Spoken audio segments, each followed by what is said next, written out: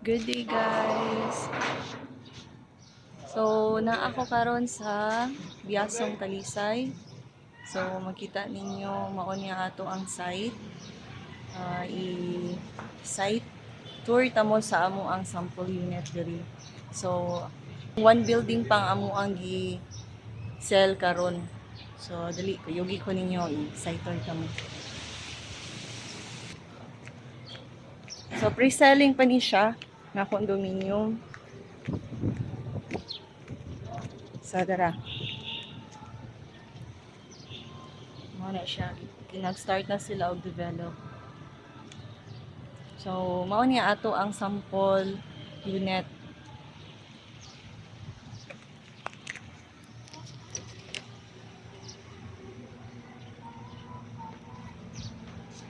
Kani siya diri guys, 29 square meters ang TV o na yung aircon active po siya o ang furniture.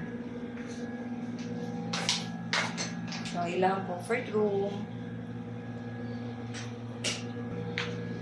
One bedroom.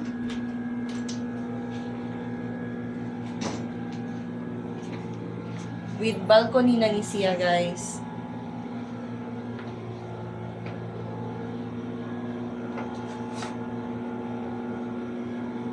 So, ang total selling price nila diri is 2,325,000. Ang reservation fee is 25,000. Ang ilang equity diri is good for 1 year is 25,000. After sa equity, next ninyo bayaran is katong puyo dayon nga monthly amortization na 19,300. Good for 1 year to siya. Pero nakapuyo na mo diri, turnover na ang unit nato. Then next ana, papilion lang mo kung asa ninyo i-loan, pag-ibig loan or bank loan. So, ang monthly amortization sa pag-ibig is 13,000 plus, then ang bank loan is 12,000 plus. Salary requirements nila guys is 36,000.